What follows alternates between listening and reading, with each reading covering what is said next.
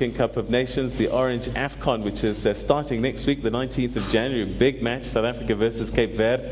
And that's going to be happening at our biggest stadium in Johannesburg, Soccer City. And we're hoping we'll have billions of viewers across the world watching this, our biggest tournament on the continent. And to unpack some of the issues here, we've got the Minister of Sports, we have gentlemen from the LOC, and also the host broadcaster's COO is with us. And let's just continue with some of the issues that we raised just before the break. And one of the key performance areas for this tournament is, do we fill our stadiums? Mr. Mbebe, let's go back to that issue. If we fill all the seats of all the matches, how many tickets would we have sold? Just before I go there, we don't call it soccer city. Okay, what do we call it? The National Stadium. The National Stadium. Yes, in terms of the agreement between Public Works and the FNB. Okay. Look, if we took every single seat that is available, obviously we have to do the numbers, because we cannot literally take every single seat. So we have to take seats out for media. We have to take out the places to make sure that, remember, we've got people working in the stadium, so you can't overcrowd the stadium because of the other things that are in there. But potentially, if we're going to use that global figure without taking anything out, we're talking about close to 860,000 tickets that we could have ideally sold. But obviously, we have said to ourselves, taking everything into account, if we reach 500,000 tickets sold, that will be the ideal mark. So a successful tournament at 500,000. How many have we sold so far? We're sitting at about 320,000 tickets so far that have been sold or distributed.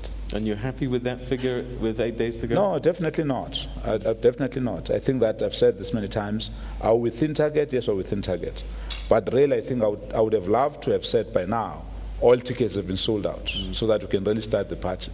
But I'm happy to say that, for example, for the National Stadium, for the opening game, Category 1 and Category 2 tickets have already been sold out. I'm sure that by the end of the weekend, Category 3 tickets in the first game will be sold out. But ideally is that now every single person should have their ticket. They should be planning their way to the stadium. They should be planning what time are they arriving at the stadium. Let me tell you why the importance of that. It's because it affects our transport planning. So the sooner we can know that we have sold out, all the tickets are sold out, then we know that we can make sure that the movement of people in the stadiums and how are they going to get to the stadiums and when they arrive at the stadiums, it makes our planning easy because it's definitive. Yes, at the stage we're planning on the 500,000 spectators going to each stadium, but if we can have a definitive number, it really does help. All right.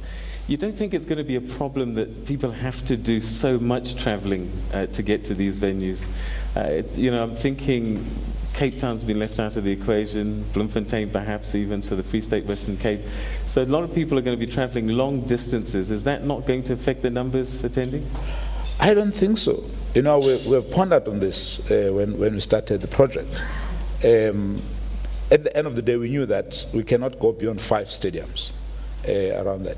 I don't think it will affect, because that's why I was talking about the internal tourism. It is about how do we as business people make the traveling of these people easy and affordable. That's going to be the matter. That's why we then said, when we looked at the ticket price, let's factor that in. Let's make sure that our tickets are really affordable, so that the issue of the movement of people has been factored into the price.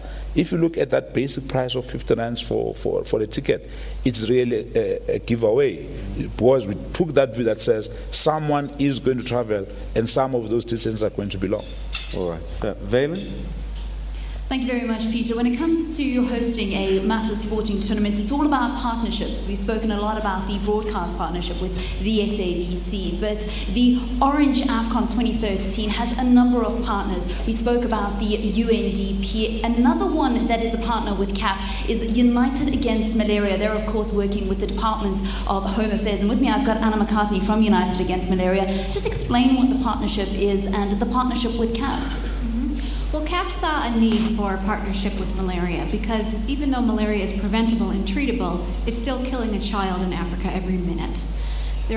Even though there were fewer than 10,000 cases in South Africa last year, there were 175 million cases on the continent last year. So we're lucky that even though the tournament is being held in South Africa, that SAFA, President Namantandani, the LOC chair, and the CEO have all embraced this campaign as well, since this tournament is an Africa tournament, a tournament for Africa. And what does that actually entail? So when people buy tickets, are they going to then get a United Against Malaria badge, or is some money going to be going to your cause, or what exactly does the intricacies of the partnership entail? Well, through CAF and SAFA, we were able to obtain a number of ambassadors for our campaign. So we have Drogba as one of our ambassadors, Samuel Eto'o, Chris Katongo, and these ambassadors have filmed public service announcements for us, which will be going out on the airwaves. So while people pan-Africa are watching these matches, they'll be also seeing and hearing malaria messages from their favorite football stars. Lovely stuff. Thank you very much. That's Anna McCartney from United Against Malaria. They're just one of the partners of the Orange AFCON Cup that is going to be taking place right here in South Africa. There are another partner that I'm going to be speaking to, that's UNAIDS, and a number of dignitaries here also on the floor that I'm going to be chatting to. But let's go back to Peter on the stage. All right, thank you very much indeed, Belen. Minister, people at home are probably wondering, okay, we've invested millions of rands into this tournament. And the question has got to be, what do we get out of it? Is there a return, or is this just a nice thing to do? There is a return, and the return has been elaborated by Mvuzo Mbebe at length. First is the exposure of South Africa. You can imagine people who have never been to this country, who don't know about South Africa except for Nelson Mandela, will know about it. But over and above that, tourism, creation of jobs.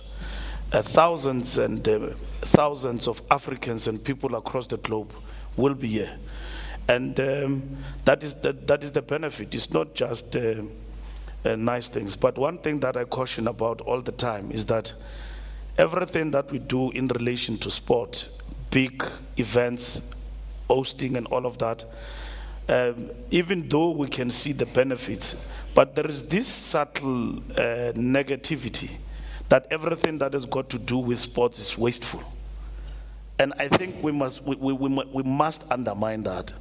Sports cannot only go to countries where in which it is dictators, because dictators can make decisions about their budgets and all of that.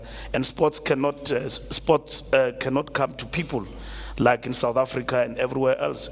We still have got to host big mega events that are expensive, which is not cheap. And the returns for that, I think, are huge for a country like ours. The whole of the world was saying we are a capital of crime in the world. What did we do? We organized the World Cup. We killed that negativity. Even in London, they were running documentaries one after the other, like they are singing Casey and Jojo on stage about how we are a bad nation and all of that, and everything about South Africa. All of a sudden, rape, we're number one. Crime, we're number one. But come the World Cup, we killed all of that particular negativity.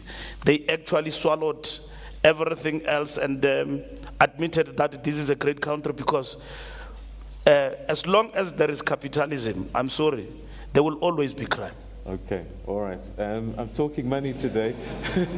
So, Mr. Mutsaneng, 65 million rand is what it costs the national broadcaster to be the host broadcaster. Is there a return on that? Because as you know, the SABC, we're struggling to make ends meet at the best of times. I don't know why people are saying SABC is struggling. SABC is not struggling. SABC is doing well. The issue of money, for me, is not the issue of money. It's the issue of the audience. As a public broadcaster, we are not run by commission. We are run by our mandate. We are run by our own interest, especially when it comes to our own audience. That is key for me.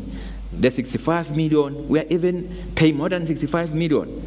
But we can't talk about money is not an issue. The issue is we must give our people in this country the best pictures, the best broadcasters. So that is the issue. What people want to see is your Bafana, is AFCON. I don't know why we should dwell in money. You know, we need to be positive in this country. You know, the issue in this country, we concentrate more on the negative. We need to be part of building these nations. You know, I was saying to other people, and I want to pass this message.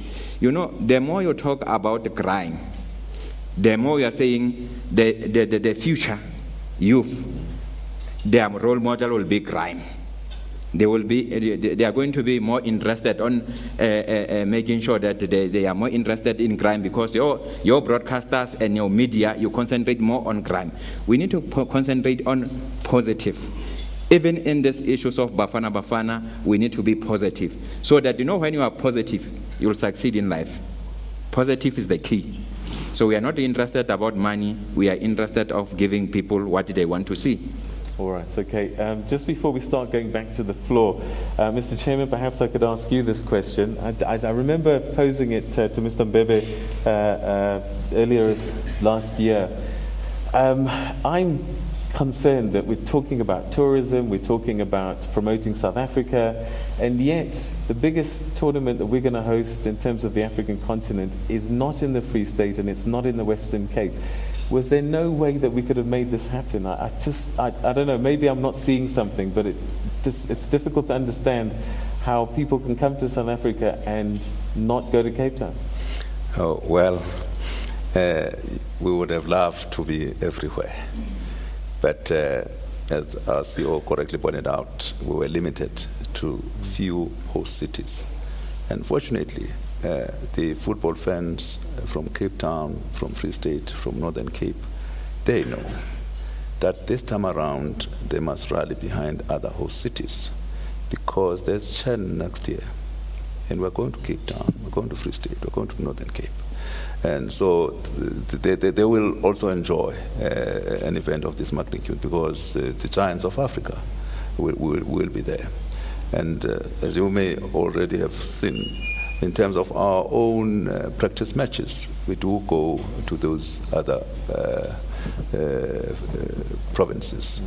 And we have no doubt, therefore, in our mind that as fellow South Africans, as patriotic as they are, they'll be able to really support us and go to where these matches are going to be played. And already in place, there's a transportation plan for them to witness this event. As the CEO correctly pointed out, we want to celebrate African football. We want them to be part of these celebrations. Minister, does that sit well with you? You see, Cape Town, the honest and the truth shall set us free, is that cities were allowed to bid. They did not bid. And then they are prepared to host Manchester United, but they are not prepared to host Africa. And that is the honest truth. So you could see Cape Town is a colorful city. I love that place. Because you saw with the Bafana friendly, that is a real expression of who we are, the Rainbow Nation, black and white. And the people there love football. It's a pity that we can't host there and so on. So cities did bid, some cities did not. And we did our utmost best to try and get them on board and so on. You couldn't intervene on behalf of the people, because the people you're talking about are administrators, aren't they? But the people on the ground are the ones that are losing out. Yes, the people have been really been undermined by those administrators. So it shouldn't be like we simply decided that Cape Town must not host. You know that Cape Town is a different administration, and that is the point. So if the administration doesn't see value in this particular thing, it's another thing. So, but that it may be, I think people will enjoy the Africa Cup of Nations, and they can travel, and we'll do our utmost best to bring the tournament closer to the people through broadcasting like it is, and also through other means, practice matches and all of that. But I want to repeat, we dearly wanted Cape Town to be part of the plan. Yeah. All right. Where's Valen sitting at the moment? I'm actually standing right all here. right, there you go.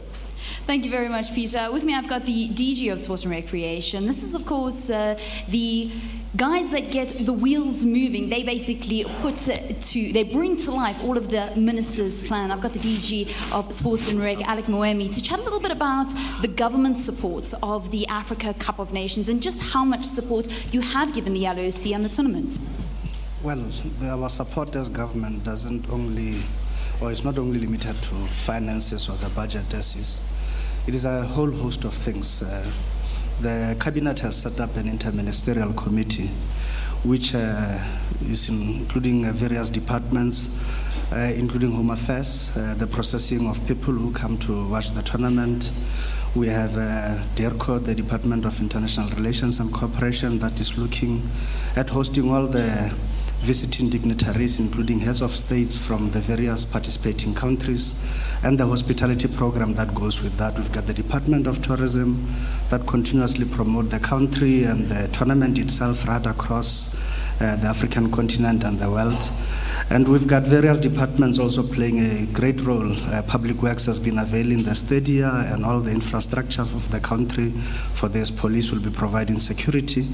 So the government response and effort to the tournament is quite huge. And to that extent, we believe that the money that we invest in, as the minister indicated, is important. Our country needs social cohesion, needs to move forward as a country, and we need to unite South Africans behind the tournament and behind the national team.